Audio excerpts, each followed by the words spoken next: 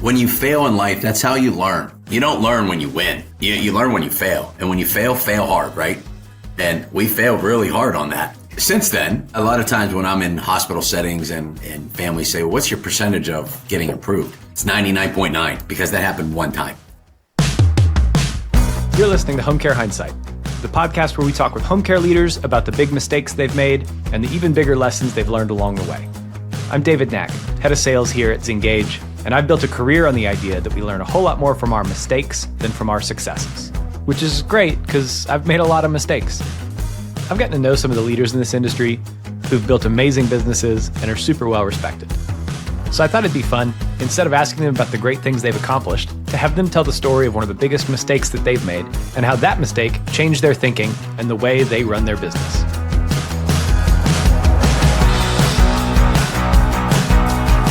All right, welcome back to another episode of Home Care Hindsight, joined today by Moz.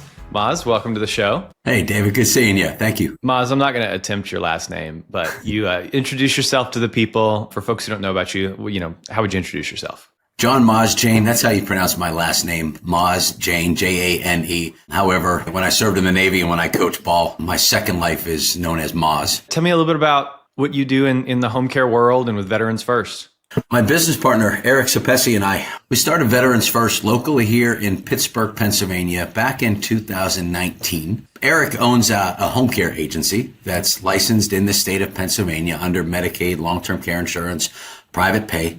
Again, I'm a Navy veteran, and we put together a program that has just absolutely captured how veterans and their surviving spouses are cared for in their home. And we help a veteran and or a surviving spouse of a veteran obtain a very little known, underutilized benefit that is called aid and attendance from the Department of Veteran Affairs. What are the things that, you guys, that your whole business is serving veterans, serving surviving spouses.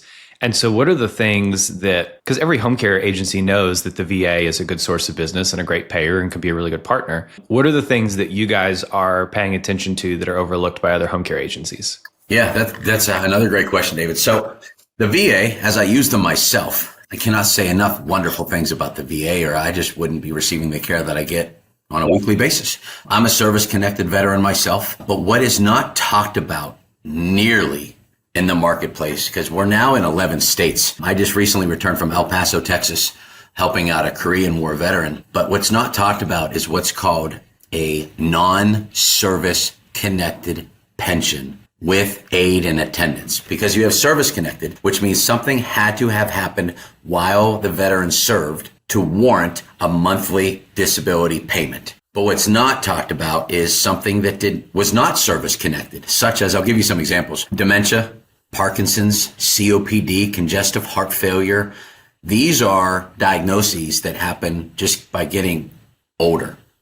And we help a veteran and or a surviving spouse obtain this benefit. And the funds that we help the family to obtain are to be used to pay for in-home care services with our network of providers that have been vetted out. And so obviously I always end every episode with how can people get involved? What do you want to plug? But this is a good point to just kind of give you the opportunity to say, like, if home care agency owners are hearing this and they're like, oh, I bet there's some people in my community that we could help with this. Obviously it's a source of business, but I think more than that, so many providers, this is, a mission fit for them. They love, taking care of veterans. And so how do people get involved with you guys? Yeah, for sure. So our website's a great landing page, www.veteransfirst, all one word, no spaces, .us. I always guide everyone towards that website, and then they can become a provider on there. And then our team will reach out to them directly from that page. But what I want you, David, and all the viewers that are on your platform, by the way, I love your show, how you put this out to everyone. You do a phenomenal job at that, is the VA has several different arms.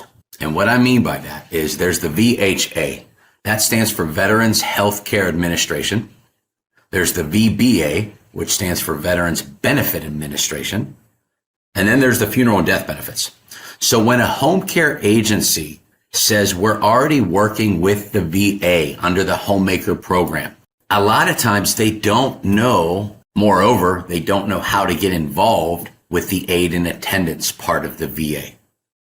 So we can help a business owner build their book of hours with an audience that cannot afford their private pay rate. And that is what has been going on throughout the United States since we started here, Veterans First. Okay, well, I brought you here. I mean, you've had a lot of success with Veterans First. You're involved a little bit in the home care agency side of things, but we didn't bring you here to talk about all the successes you've had. Instead, I bring people on the show to ask about the biggest mistakes that they've made in their life and what they learned about that. And so, Moz, what's your big mistake? Our first case, full transparency. When a surviving spouse is married to the veteran and he or she, the veteran passes away, right?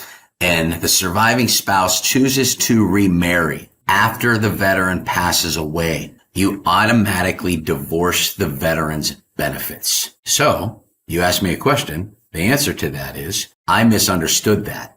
And we went ahead and helped the surviving spouse. We pushed the paperwork to the VA. We floated the funds while the application was pending. The heir lied on us, so the family's not responsible for a cent.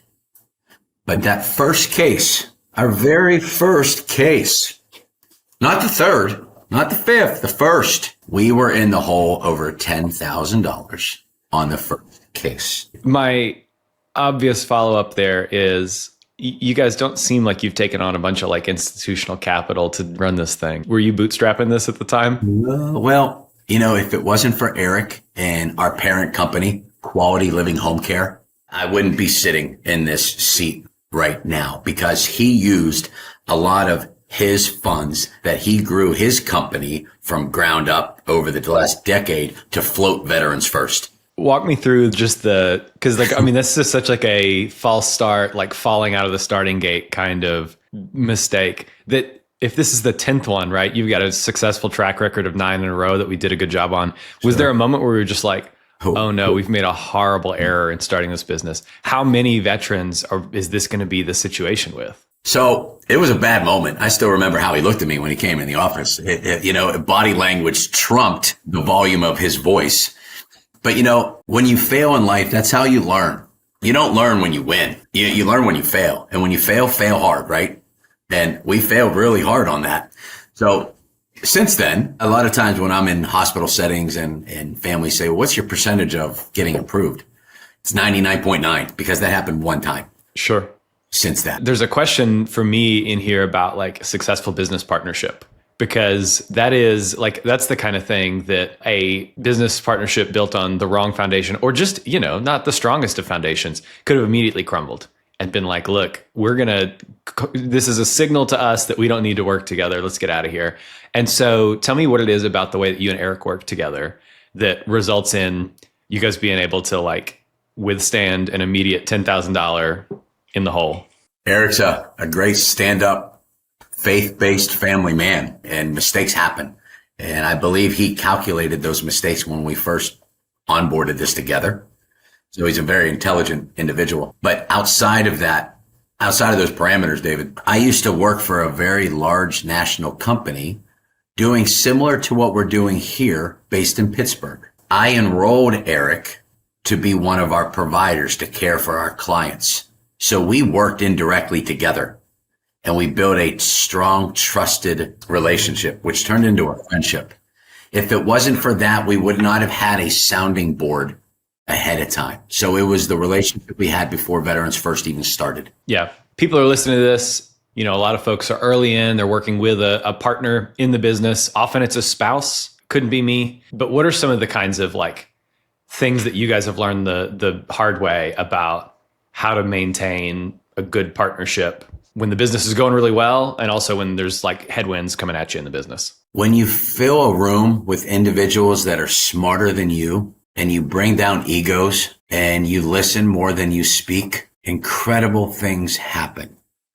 What do they say? Emotions trump intelligence. I've learned that before. Emotions trump intelligence. And we're all here on the same planet together learning. Everyone wants to be successful if you're a good person.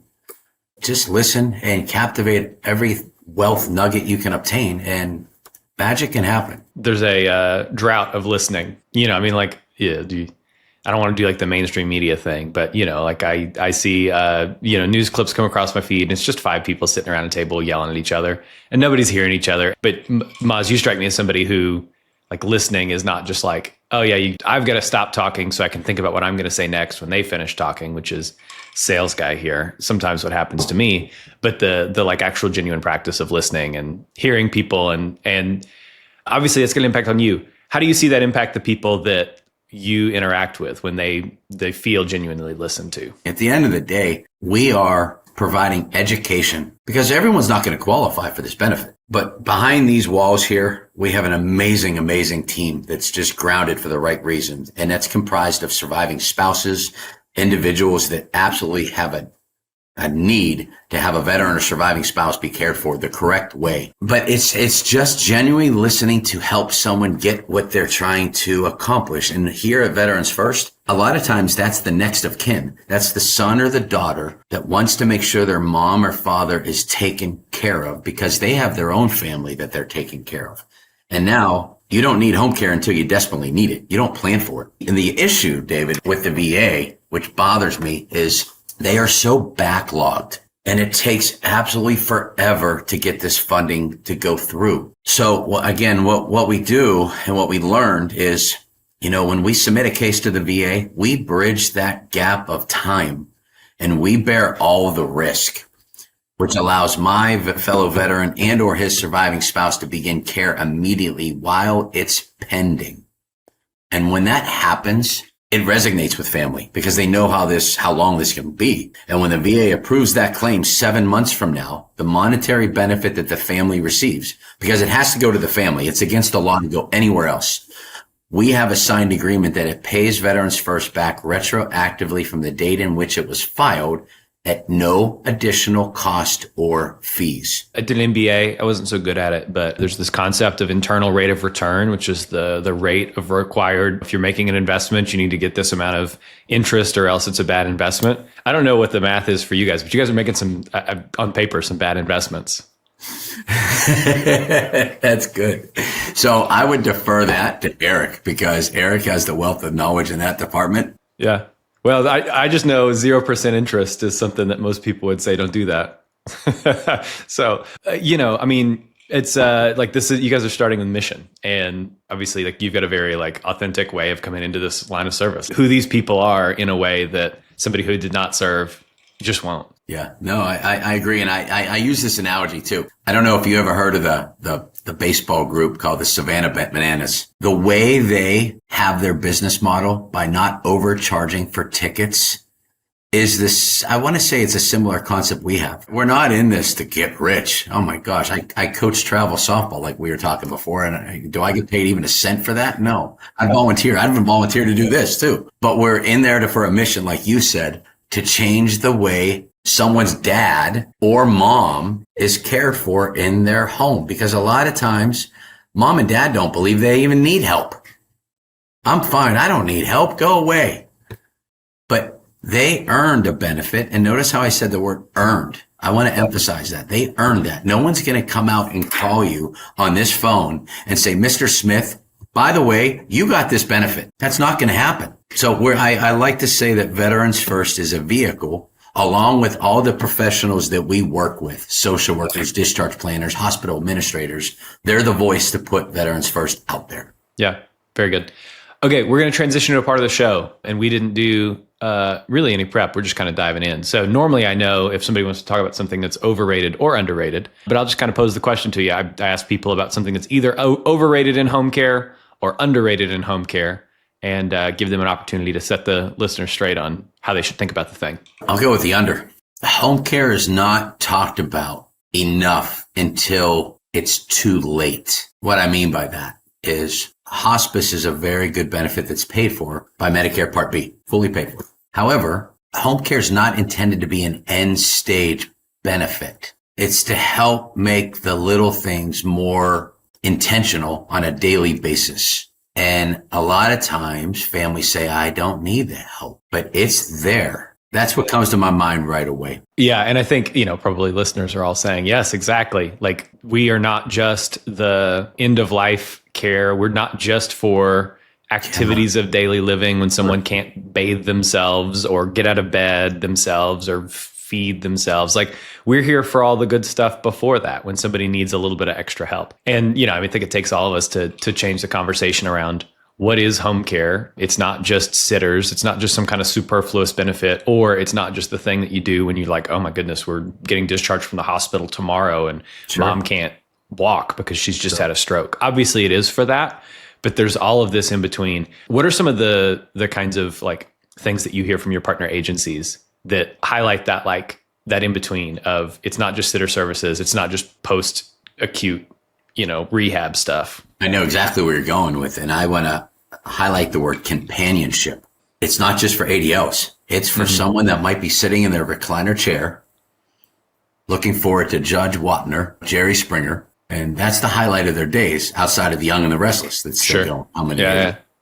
But to have someone still sitting there and be able to talk about the little things, that helps up here because it can get lonely, and lonely is a very sad, dark place. And that's included with this. So the challenge is to getting the client, the consumer, what have you, patient, just to be willing to have someone to come in. And I think that's the challenge we all live with here. Not just you, it's everyone collectively together. Yeah, we've got a like a loneliness epidemic, but we've also got compounded with that. Like, there's understandable lack of trust for a stranger coming into your home, not just somebody who does a job in your home, but becoming somebody you develop a relationship and friendship and trust with. Correct. It's hard to create that kind of environment, but like, some of the best agencies that I work with, like this is an easy thing, right? How do we bridge the gap of trust between when we get into the home and we sell the services to the individual? And then how do we bridge that gap so that the caregiver who comes in is set up for success and we're able to lend that trust from the person who made the sale, who helped the people find the right kind of fit solutions for them, and the person who's going to actually deliver on that. And like, this is an easy thing. A lot of people do this already, but it's one of those things that can fall by the wayside in the event that we just don't have the time or bandwidth to do it. And that is an in-person introduction of the caregiver to the client. And if the client's family can be there, especially if the client's family are the decision makers, that's so important. And then you're setting that caregiver up for success because you're able to say, hey, here is where the cups are. Here's where we don't put anything here. That's the space for the toaster or whatever. Like all the little things like in my kitchen that nobody would know unless they came in and messed it up and then I got grumpy. The little things are the everythings. The little things are the everythings. That's good. But that's an easy way to set up for success, to create that foundation of trust. A lot of people already do that. But if you don't do that and you're listening to this, that's an easy way to deliver value to everybody in the situation.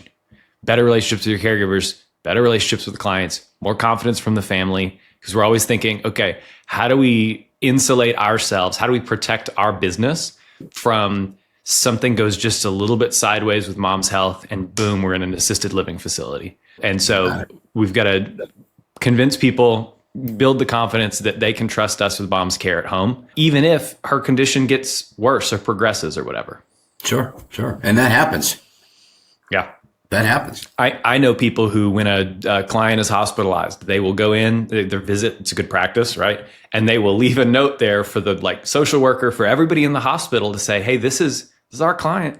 They would like to come back to us, because there's just so many opportunities for that person when there's an acute event like a hospitalization to go any number of a million different directions. It's so fractured and fragmented there. And it's like, how do we get them to come back to us? To be completely candid with you, I never even thought of that, what you just said. And I'll retract what you just said there, is when a home care agency's client, let's say they fall and they break their hip and they go into rehab, why can't that caregiver go in there to visit their client and put a note, like you just said, on the door saying Mrs. Smith is the caregiver for, or the client for home care agency XYZ. We want to wish her the best, and please call us if there's anything else we can do outside of providing companionship. Those are the little things that we just mentioned, are the everythings. Now that agency is going to be remembered because they're doing the little things that the other agencies aren't taking 2 seconds to do the heartfelt. I love that you said that, man. I've got a friend in the industry, and one of the things that he said recently, and this is like something that I've thought about, I've talked to people about, but I never put it so simply as he did, which is home care can be seen as just a staffing agency. We have caregivers, we get you caregivers, you pay by the hour, and that's the value of the service. And so one of his challenges is, look, we're a premium agency. We're not the cheapest in town. We pay our caregivers well. We've got to prove our value as more than just a staffing agency, because there are marketplaces for caregivers coming into home care that are going to have slimmer margins and do way more volume and have technology do a lot of the oversight. And I don't think that's the right model. But if all your agency is perceived as a staffing agency where you have caregivers and you put them in the home and that's what you do, there's some real risk of your business being displaced and disrupted by these technology players who are well-funded and are coming in to provide staffing. And so anyways, this is a friend of mine, Kanu Kashal. I was chatting with him about the way that they're using some of the kind of ambient listening, in-home, remote patient monitoring kinds of technologies. And they are, in many cases, including that or selling that at $200 a month. But the value is, look, not only are we providing the caregivers who do the actual work of the care plan and ADLs and all that, we are also providing this kind of 24/7 wraparound in-home care that makes you, client's daughter, client's son, whatever, feel totally confident that you know what's happening in the home at all times. And we get alerted if there's some kind of fall, even when we're not there. That technology exists. It's not groundbreaking, like it's developing, but it's a way to differentiate ourselves from just a staffing company. And like you said, the little human touches are the things that other businesses get too busy to do, that don't automatically generate revenue, but they're the little touches that create that kind of loyalty, that kind of word of mouth that makes your business different from everybody else in the area. You got it. And look at it. It's always going to be hard in life. It's either going to be hard now or it's going to be hard later, right? And hard later can turn the lights out. Yeah. Hard now is good. I want to circle back to where you said, David, you just said something intelligent. And then what I said, I just completely ripped off from somebody that was smarter and actually like does the work of home care every day. So thanks for noticing that the thing that I heard and just regurgitated to you was a smart thing that somebody else said. I'll take credit for it. You know, dominoes, right? They all fall if they're just lined up appropriately. Okay, so we talked about a big mistake that you made. I want to transition to asking you, what's a little mistake that you see home care owners make all the time? And if they quit, it'd make their lives, their businesses like 10 times better. Mm-hmm. We have been very fortunate to work with close to 100 home care agencies. You know, I've seen the small mom and pops. I've seen the large franchises. And the common denominator that I have found across the board between small, medium, and large is the lack of treating caregivers as family members of your company, because they are the lifeline of your organization to grow. You don't have the caregivers. How are you going to staff that case? So caregivers, in my humble opinion, are what comes first. You have to have those. That's the scarce resource, right? Like we know the numbers. It's like 57. This is, I'm going off of the 2024 Activated Insights report. But, it's like 57% of home care agencies had to turn away a referral because they didn't have the staffing.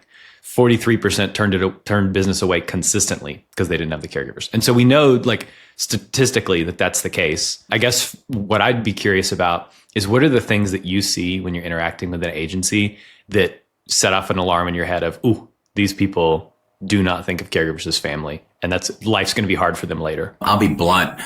Some people might not like hearing this, but it is what it is. When a home care agency is in it all for the money, I personally can tell right away. And sometimes that's how much they pay their caregivers off a private pay rate. Because there's the Medicaid, and Medicaid's reimbursement in Pennsylvania is not even $20, I believe. And 1958 something, close, a couple of dollars, nickels here. But, when a private pay rate is $37 and they're paying their caregivers $14 an hour. Yeah, I understand there's workers' comp and all that. There's a huge margin there. And if you're not investing that, you're in it for the wrong reason. And I can tell that right away when I speak to an owner, and we'll walk away. Veterans first wise, we'll walk away. It's bothersome because there's people in this business that are truly in it for the right reason. And there's others that just don't know the industry enough. Doesn't make them a bad person, David. They just don't understand it because they're coming from a different background, maybe an investment firm. I remember earlier this year, I was sitting at a table of a couple of owners, and there was like a director of operations for another location. And these two owners had worked together previously. One of them had spun off to open their own agency. The more senior owner, who'd been around for longer, shared that she would give loans to caregivers. And I don't know that this is not investment advice, right? I don't know that that's something that everybody should do without thinking about it. But that said to me something about there's so much that's political about the way that we think about people's economic situations. And there's, we're still kind of indebted to the discourse around the welfare mom and all that from the 70s or 80s or whenever. I was born in 92, so before my time. But still, I remember growing up, that's the kind of thing that you hear people talk about. And I think one of the challenges with our caregivers who live paycheck to paycheck and work really hard and often work 60 hours a week, but never get overtime because they're piecing that schedule together from a couple of different agencies. And so having some real empathy for where our caregivers come from and not just lumping them in with whatever kind of entitlement, welfare kind of political discourse exists out there in the world. So anyways, this owner said, yeah, I've given loans to caregivers. And the director of operations, who I think was trying to steer her owner in the right direction to, become a little bit more caregiver centric and a little bit more caregiver first in management, said, well, haven't you had people not pay you back? And she said, I've never had a caregiver not pay me back. Wow. That says a lot about her. It does. Now, I floated that to another owner recently, and I said, this is because they'd mentioned caregiver loans and blah, blah, blah. And I was like, oh, yeah, I was talking to this person. And she said, I've never had a caregiver not pay me back. And she goes, oh, well, I have. It's like, okay, cool. Of course, that kind of thing happens. And it wouldn't surprise me if this first owner had absolutely had caregivers not pay her back. But it doesn't do you any good to think about it like that, right? There's some trust but verify. There's a fool me once. But if you have a caregiver that's in a hard situation and you're able to help them financially, again, this is not investment advice, but what an opportunity to create trust, not just with that person, but with the community of caregivers that they interact with. And the way I look at it, you're building a legacy for your company. And that's the footprint. Talk is talk, but that's actually actions that are happening in front of you. Any caregivers that are listening to your show right now, by gosh, thank you so much for what you do. We're talking a lot about home care agency owners right now, right? But let me steer the bus for just a quick moment. If it wasn't for the caregivers out there, David, industry wouldn't be here. So once again, a heartfelt, genuine thank you for all the caregivers that get up every single day that might even deprive your own family to help someone else. Kudos to you. Mm. And Moz, this is where I break character for a minute and say, I hadn't considered that caregivers would listen to my podcast. So caregivers, if you're in the audience and this has been useful to you at all, reach out. I'd love to chat with you. No, it's a good thought. This is one of those just blind spots. I'm always talking to agency owner, and I was talking to a guy at a coffee shop in New York last week, and he was like, "What's your podcast?" And I was like, "Brother, I don't know that you want to. It's not for you. It's not for guys who own coffee shops. This is for home care agency owners and home care agency owners only. But obviously, caregivers can listen to this and hopefully get some benefit from it." Okay, well, we talked about a bunch of mistakes and stuff, but I like to end every episode on a high note. And so, tell me about something that's happened lately in your business that you're really proud of. So I have a colleague of mine. His name is John Soltis, and he lives in California. He and I used to work together in the organization that I came from before, from a past. And unfortunately, his position was eliminated. And he has followed me the entire time. I have followed him. We try to advocate for one another, right? And now he is the director of operations for an agency that I believe is called Cornerstone Caregiving. And on your podcast, I'm not saying one agency is better than another. I'm not doing that here. But what I am saying is, if it wasn't for John, Veterans First would not be launching in Los Angeles, California in the next several months. And I am just stunned, David, that something we built here in Pittsburgh, Pennsylvania in 2019 is going to be able to help families in Los Angeles, California. John, I'm just noting you seem similar to me in some ways, which is every day I wake up and I'm like, I wonder how I got here. It seems like a mistake that I'm in the position I'm in. Yeah. How do you think about, because you guys are in 11 states. You've had a lot of success.